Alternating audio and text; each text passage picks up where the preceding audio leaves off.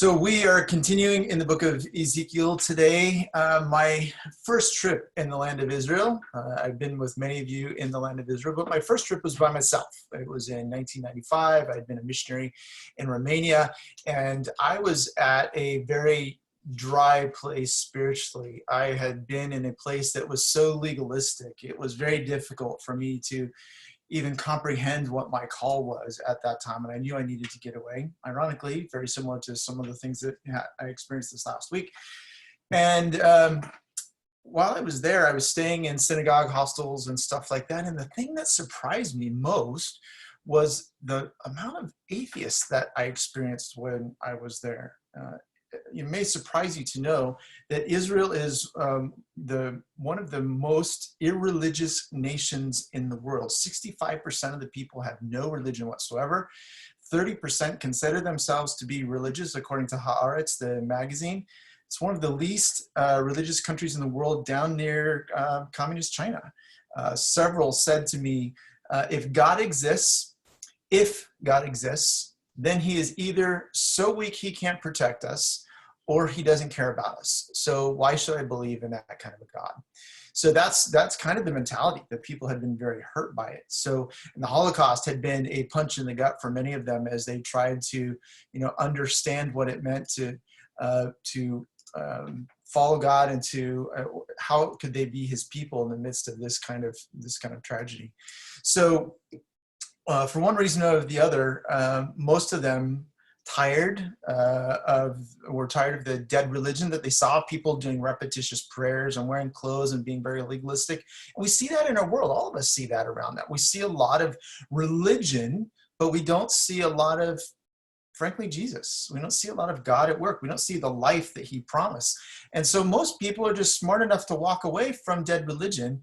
And so we have increasing numbers of atheists or irreligious people in the world today, as Satan is using that to convince people that, there's no such thing.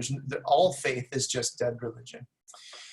So we're studying the people of Israel through the reign of its kings and prophets, beginning through the book of Jeremiah. We learned that during that time, we started reading of the fall and destruction of the southern kingdom of Judah and the temple as he witnessed it from Jerusalem. So Jeremiah's accounts are from the city of Jerusalem in the land of Israel as it still existed in that time, up until the time of the fall of the empire, or the southern kingdom, in about 586 BC. Then as we move to the book of Ezekiel, he describes the destruction through the eyes of the exiles, all the way on the other end of the continent. As they're living in Babylon, we start his story around the time of his call in 593 BC, and there's this 7-year crossover between these two books, and that's what we've been talking a little bit about lately. So grab your Bibles. If you don't have one, make sure to put it in the comments. We'll get one dropped off on your doorstep. If you do have one, great. There's also YouVersion as a great opportunity. It's a free version of the Bible. You can pick hundreds and hundreds of different translations that you can choose from. Pick one of those. You can make notes in there if you want to. But the book opens along the Kibar Canal in a refugee camp. You can see modern Iran up into the top right of your screen, and modern Iraq in the top left. And this is the refugee camp where the Jews are sent to live. He's his 30th birthday. He's born into a priestly family. And all of a sudden, he has this vision of God while he's in Babylon. And that's very important. He's in Babylon, and he has this vision of God, and the throne of God becomes portable. It becomes like a chariot that comes over and heads to Babylon. And you need to understand why that's so important, because God's throne is supposed to be in Jerusalem, which is 1,700 miles away. It's roughly the same distance as it is from LA to Chicago. So 3-day drive at best, but you got the deserts and all that stuff in between. And that's driving a vehicle. So it's a long ways away from where it's supposed to be. And so Ezekiel takes 11 chapters trying to explain to us why. And we covered most of that last week. Basically, Yahweh left Jerusalem because his people had broken his covenant with them. because of their injustice, their idolatry, their rebellion, and that had all been dominant in the land for over 1,000 years. By the way, anybody know how old the United States is? 243 years old, which is nowhere near how long the kingdom of Judah or the nation of Israel lived in the land. 1,000 years, 500 years, they lived under the judges, and another 500 years they lived under kings. And both systems of government failed miserably at helping the people to stay true to the covenant that God had called them to. So Yahweh transports Ezekiel to Jerusalem, where in shock and dismay, he sees that despite the fact the city has already been under judgment, the judgment of God twice and the destruction twice, the leaders are still worshiping idols in the temple. They're still living in rebellion. And he's just so shocked by this. And in the midst of this, God calls him as a watchman over the city and says, you are like a watchman on the walls. Your job is to tell people when the invading armies are coming. If you tell them and they don't respond, you've done your job. You're not responsible. But if you don't tell them and destruction comes, just like a watchman on a wall that would be guilty of treason, so will you be judged responsible for that. So as Ezekiel hears this and he sees what's happening, he knows that judgment is going to come. And he goes back and he sits in shock for 7 days back on that canal back in Babylon. He doesn't know what to do. He sits there in silence. And so God says, fine, if you don't want to speak, if you don't want to be my messenger, then I'll take away your words. You're still going to be my messenger, but I won't let you use words to do it. So he takes Ezekiel's voice. He's back in that's him by the river again. Takes Ezekiel's voice in chapter 3, verse 26. He says, I will make your tongue stick to the roof of your mouth so that you will be silent and unable to rebuke them, for they are a rebellious people. Kind of reminds me of the story of when John the Baptist's mom or dad finds out he's going to be pregnant, right? They're going to be pregnant. He's going to have a baby in his old age, and he's in the temple offering the sacrifices at the altar, and the Lord says, fine, you don't believe me, I'm going to make you silent. You're not going to be able to talk until the baby's born. So he instructs him silent for over 9 months during the whole pregnancy, and isn't until they're ready to name him on the eighth day after he's born that God gives him his voice back. Same kind of thing. So for 7.5 years, all of Ezekiel's prophetic ministry is done as a mime. That's why when you read these stories and he's doing stuff like barbecuing over dung and he's laying on his side for a year and all this it's all drama, because that's all he's got. God took his voice. So in chapter 33, this messenger comes from Jerusalem with the tragic news that indeed the city, the temple, everything has been destroyed. It has finally fallen as God has promised. God's presence has left the eternal city and the people had been removed from their land. Devastation has come. And remember, Jewish identity had been, as God's chosen people, always depended on the fact that they had a land that God had promised them to live in, and that God's presence was with them, which was localized specifically in the temple in Jerusalem. Now those two things are gone. And so what does that mean? We talked about that last week. Their identity was up in question. Who are we now? We don't have land and we don't have the presence of God with us. But before God left, during Ezekiel's vision in Jerusalem in chapter 11, God doesn't just leave them in destruction. He also gives them a glimmer of hope. So turn to chapter 11, beginning at verse 17. God says to Ezekiel, therefore say, thus says Yahweh, I will gather you from all the peoples and assemble you out of the countries where you have been scattered, and I will give you the land of Israel. He's going to give them the land back. Remember, this is part of their identity. And when they come here, they will remove from it all its detestable things and all its abomination. Awesome. They get the land back, but we're still dealing with the people for 1,000 years that haven't been able to live up to the promises they made to God. So what's that going to do? How are they going to stay obedient to God if all they do is just get the land back? Verse 19 says, I will give them one heart, and a new spirit I will put in them. I will remove the heart of stone from their flesh and give them a heart of flesh, and that they may walk in my statutes and keep my rules and obey them. And they shall be my people, and I will be their God. So for 1,000 years, they failed to keep the covenant with God. So he promises that there's going to be a new way. But what does it mean? That I'm going to put my spirit in you. This isn't something that they had experienced before. He implies that redemption is not only getting the land back, it's also about receiving a new heart so that while they're in the land, they can begin to be God's people as he called them to be in the first place. So 7 years pass, and in the end of Ezekiel chapter 33, it says in verse 21, in the 12th year of the exile, on the 10th month, on the 5th day of the month, a fugitive from Jerusalem came to me and said, the city has been struck down. Now the hand of Yahweh had been upon me the evening before the fugitive came, and he opened my mouth by the time the man had come to me in the morning, so that my mouth was opened and I was no longer mute. For 7 years he was mute. Now Ezekiel can verbalize God's message to him. And his first message comes in chapter 34. And he talks about the idea of Israel as the flock, God's people as his flock. And the sheep are scattered all over. And the kings, the other shepherds have done a terrible job of ruling them and gathering them together. So God says he's taking over and he's going to gather them back to the promised land. You need to hear over and over and over again throughout this book that God's going to say, I will bring the people back to the land. I will bring the people back to the land. This is not just some kind of, symbolic promise. This is true. God is going to bring the nation of Israel. These are not promises to all the world. These are promises to the people of Israel. And God says, I'm going to bring you back to the promised land.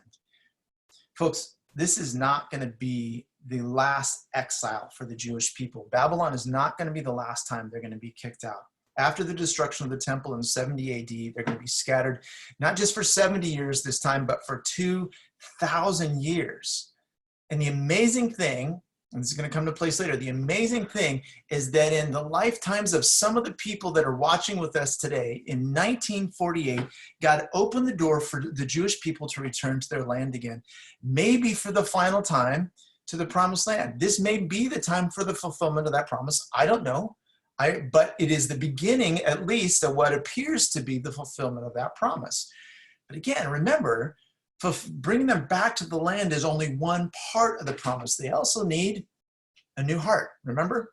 In chapter 34, God also promises, along with this, that a son of David will be on the throne again. And in 36, God reminds them how much he loves them and he wants them back. He wants to be in relationship back again. And then he tells them in chapter 36 how that's going to be possible again.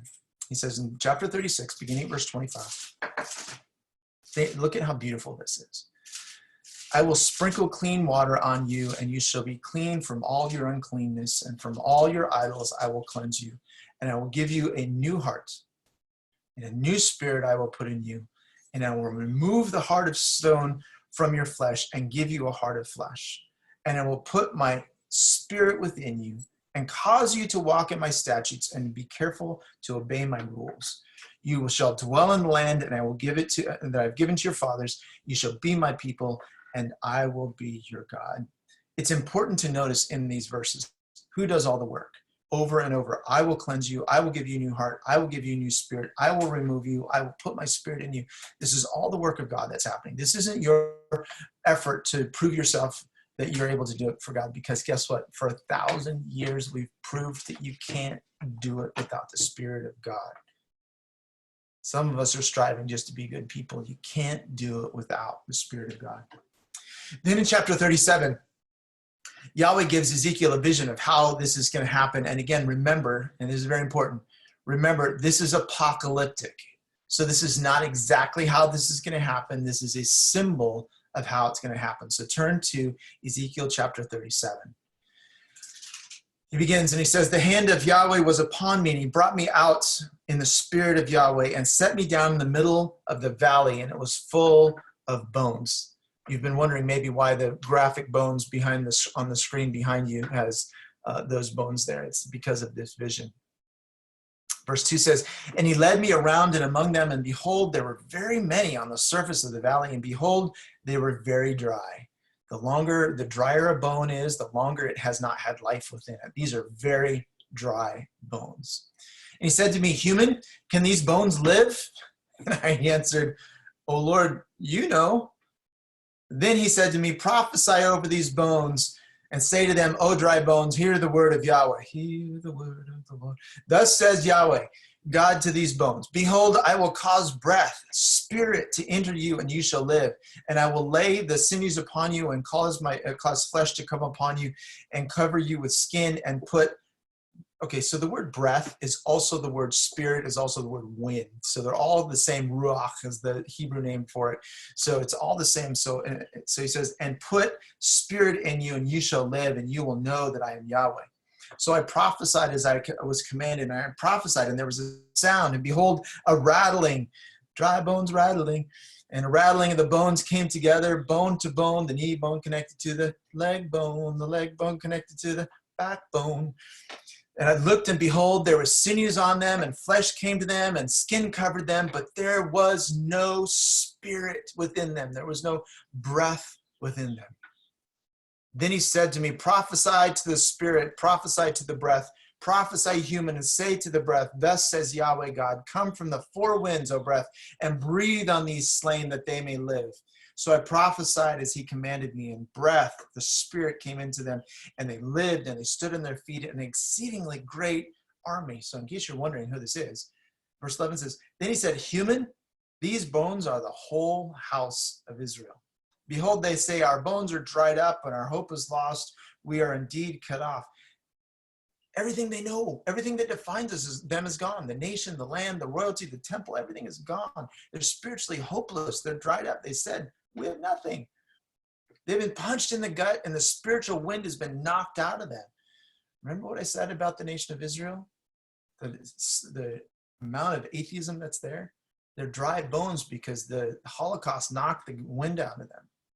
Verse 12 says, therefore prophesy and say to them, thus says Yahweh God, behold, I will open your graves and raise you up from your graves, O my people, and I will bring you into the land of Israel. 1948, they returned to the land. And I believe this is the beginning of the fulfillment of this promise. Verse 14 says, and I will put my spirit within you, and you shall live, and I will place you in your own land, and you will know that I am Yahweh. I have spoken, and I will do it, declares Yahweh.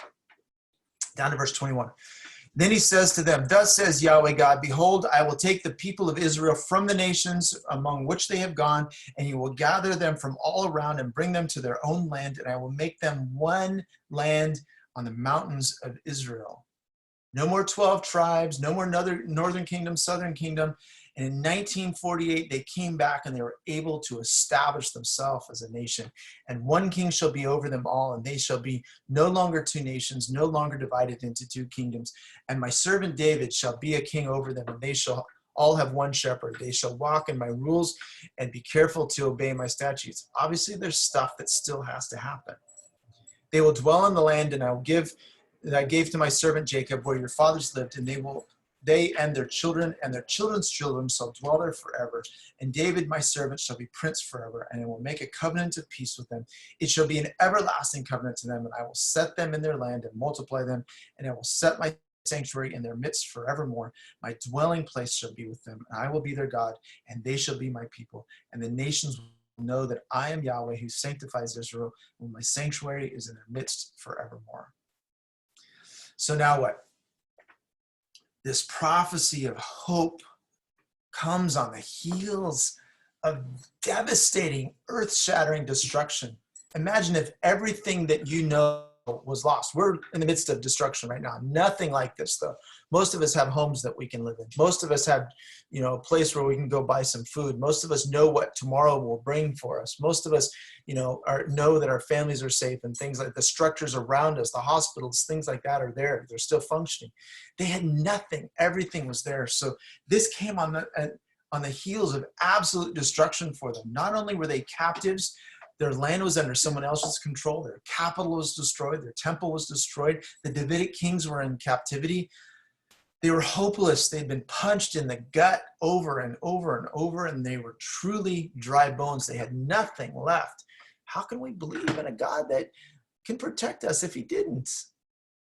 But in the midst of this vision of dry bones gives them hope. God is not going to leave them in this valley. His spirit will blow through, and he's going to restore them. We're in a season of Pentecost.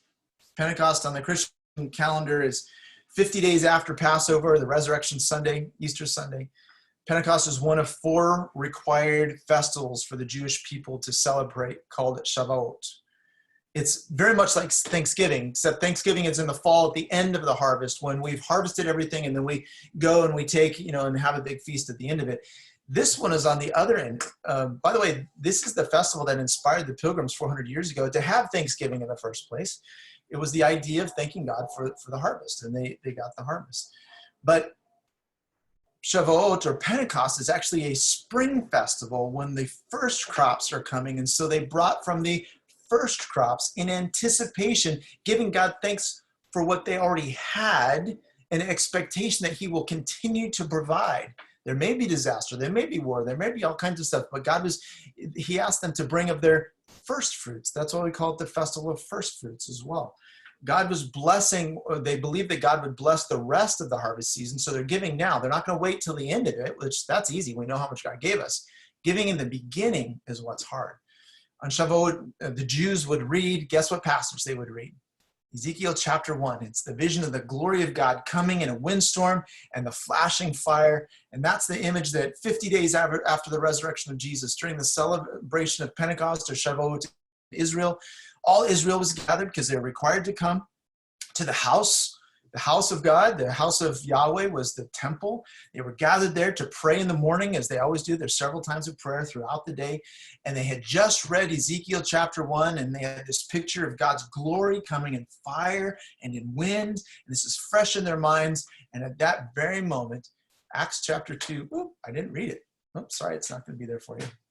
Acts chapter 2 says this: when the day of Pentecost, Shavuot or first fruits, came, they were all together in one place. And suddenly the sound of the blowing of a violent wind came from heaven and filled the whole house where they were sitting. And what seemed to be tongues of fire separated and came on the rest of them. All of them were filled with the Holy Spirit and began to speak in other tongues as the Spirit had enabled them. It's the fulfillment of that vision. The Spirit of God comes, and he's coming now to blow into the bones. They were in the land. The Son of David, Jesus, had come. They rejected him, but now the Holy Spirit had come. Now on Pentecost, the first fruits of Israel, the first people, the first fruit of that vision was coming. 3,000 people that day turned to Jesus and gave their lives to Jesus. But as I said, today, most Israelis are not religious. They've been in the land, but they're still experiencing dry bones. They continue to reject Jesus. And so the Spirit must blow again. The Spirit must come across that land again. The interesting thing is they're talking about, if you watch that vision, right? First the bones come together, then it's muscles. So these are strong bodies. Israel is one of the strongest nations in the world, military. It's able to defend itself against most of the countries around them. Most of the countries in the world, if they decided, they'd have a hard time getting at Israel. So it's a strong nation, and yet they still don't have the Spirit. Between the last 2 visits, and this is something that was really interesting to me this last time we went, historically, there have been, in the land of Israel, 3 religions. It's the Muslims, the Jews, and the Christians. And, we're always lumped in with the Christians. The Catholics and Protestants are always lumped in too. But this last time we were there was a 4th group that had risen up. And the Jewish people talked about the influence of the Messianics that were in the nation. Now we know they're just Jewish people that believe in Jesus. So they're really part of us. And yet in Israel, just in the past 3 years since I was there last time, there had been so much growth in the number of Messianic believers that they've almost become their own faith group within Israel, which is an amazing thing. The wind of the Spirit is blowing among the people of Israel. So the final fulfillment of the vision of the dry bones is yet to come. The Holy Spirit will blow, and he's going to revive the whole nation. There will be Jews all around the world that are going to come to Jesus during that. And I think that's pretty exciting. I think it's exciting to know that we are living in the midst of the fulfillment of one of the visions that's in Scripture. Written in 1948, and it's beginning to happen right now. The vision, again, we want to believe that's going to happen overnight. It doesn't necessarily happen that way, but the Spirit of God is blowing through the nation of Israel. It's blowing around the world, especially in this crisis. Here's the interesting thing, and here's God's timing, right? We've been studying this series, this chronology of Scripture since the fall, and guess what? Pentecost comes in 2 weeks. Pentecost, the power of the Holy Spirit coming to indwell not just the Jewish people, but every one of us. You know, we're in this Brady Bunch screen where we've got people next to us. We can all turn to the screen next to us and say, the Holy Spirit is living within you. Can't do it like we do it in church, but you can say it on the screen that's there. The Holy Spirit, the power of the Holy Spirit to live in obedience to God is available to each of us today. And if you're struggling with what it means to live the life that God's calling you to be, God gives you the power of the Holy Spirit to be obedient to him. Let's face it, folks, some of us are spiritually dry. And you need the breath of the Holy Spirit again to breathe through you, to be refreshed, to be renewed, to give you that joy again. In the beginning, when we listened to that song, Dry Bones Rattling, at the very beginning, it just was such a refreshing reminder to me of the power of the Holy Spirit. And as I was entering into that worship, I felt the presence of the Holy Spirit encouraging me, giving me strength. As we approach Pentecost, it's always a good time to evaluate the level of our faith that we have in God. Are you trusting God with your first fruits? And part of this is finances. Have you trusted God with what's left over at the end of the month? Or are you giving him at the beginning when you first receive? I want to say to you, and this is a really good point to say to you, Beacon family, you've been super faithful. I mean super faithful, despite the fact that so many have been put on furlough and lost their jobs. Financially, we are in a good position. We're not in a great position, but we're in a good position where we can continue to do without a blip the ministry that God's called us to do in this city. So I want to say thank you. So you need to know that. That is good. So even in the midst of that, you have been faithful, but some of us may not. And I just want to ask the question. I'm not asking because I want anybody to feel guilty. I'm just saying you may want to ask, but it's not just about finances. It's also about your time. Are you giving God the end of your day? Are you giving him the best part of your day? Where are you starting out with God? Do you give him what's left over when you're tired? And are you giving him the best part and let it get started with that?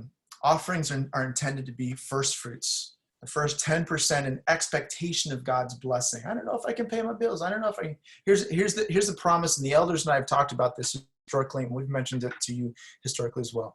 If you give financially to God for a year, and at the end of that year, God hasn't blessed you more than you were in the first place, we'll give you your offerings back. We so believe in that we feel like that's a confident promise that we can make to you. And so if that's something you want to take us up, actually take the Lord up on, go for it. But it's not just about, again, our finances. It's our personal time. It's the way we spend our lives, the way we spend all of what God has given us. It's all been given to him. So today, as we enter this, and I'm going to give it back to Jason in a minute to lead us into our worship again, I want to challenge you. The power of the Holy Spirit, the wind, the mighty wind, and the mighty fire. That's what it is. It's not just a twinge, a little voice that God wants to speak to you. He wants to speak to you and work through you in the power of the wind and the fire and the resurrection power of Jesus. That's what don't downplay that sound. It's the Holy Spirit living in with you, and just say, Lord, I need some of that today. I need your Spirit to blow through me. Father,